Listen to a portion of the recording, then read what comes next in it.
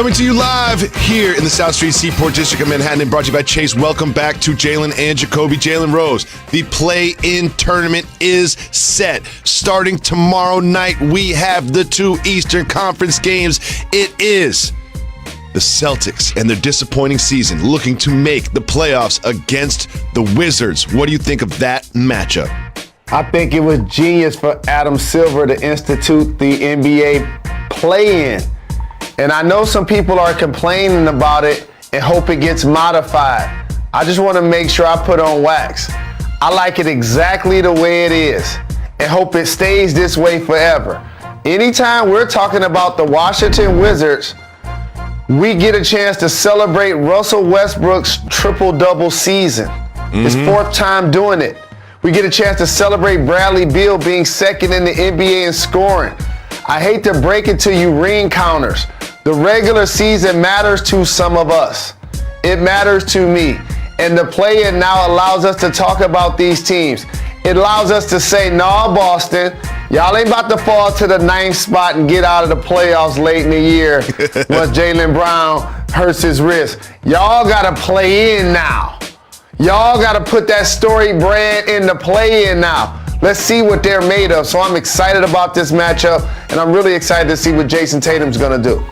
It just feels like these are two teams going two different directions. The Wizards with Russell Westbrook have really picked it up towards the end of the year, and the Celtics have completely fallen apart. It will be so interesting to see this matchup play out in the play-in. Now, not all the Eastern Conference teams are in the play-in. We have one series that is set, and if you think back to last year in the bubble, you remember David Jacoby predicts the Miami Heat to upset the Bucks. It happened, and now we get the rematch of the Heat and the Bucks. What do you think of this matchup, Mr. Rose?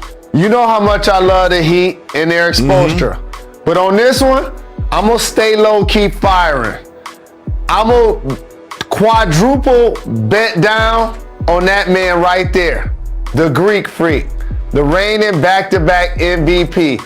I appreciate the addition of Drew Holiday, and you love that he plays defense and gets 10-plus assists.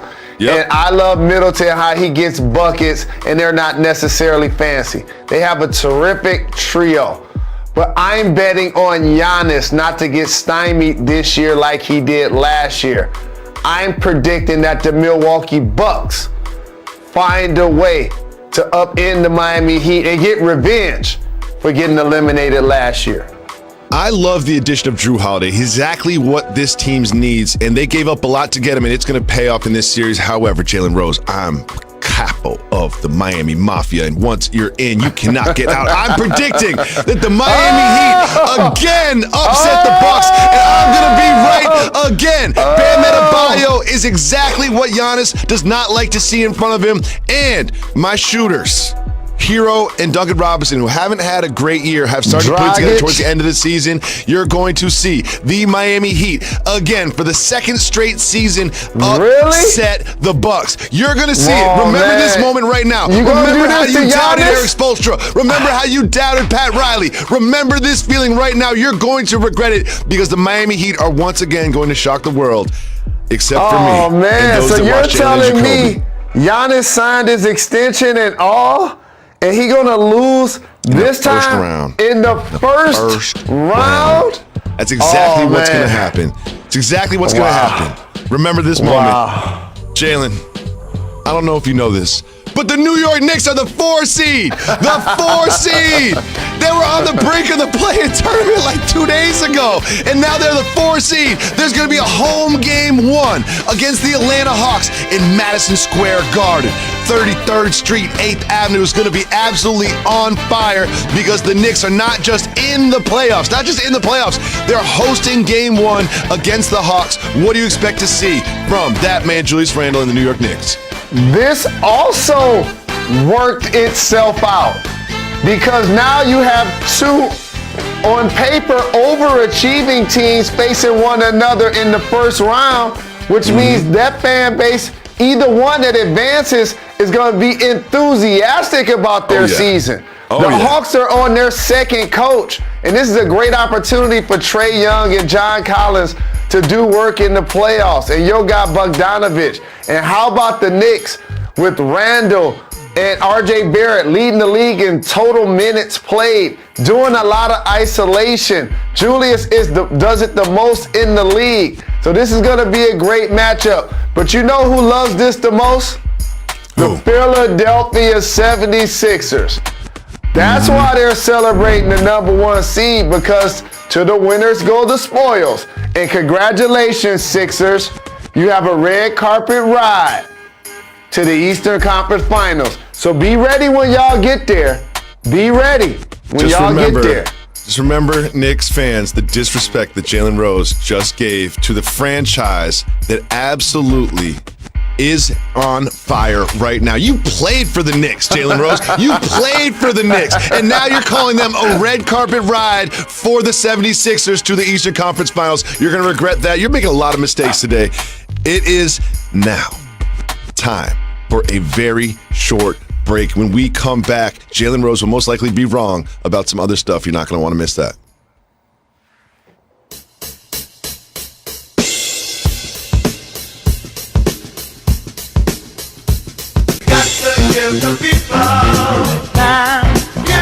Some of the great players that come to mind may be a Jerry West or a Pistol Pete or a Reggie Miller or a Larry Bird or Ray Allen or Dale Curry or Dale Ellis, Eddie Johnson. But let me just tell you something. What makes Steph Curry different, Jacoby, is the number of times he can go between his legs, behind the back, do a move, and accurately shoot the three. And second, and we just saw it when Jaren Jackson was trying to deny him towards the half court. Really economic with his touches. So he'll do giving goals. You don't normally see that in today's NBA. And as you know, and somebody's been following the league for as long as you have, usually the best player has the ball all of the time.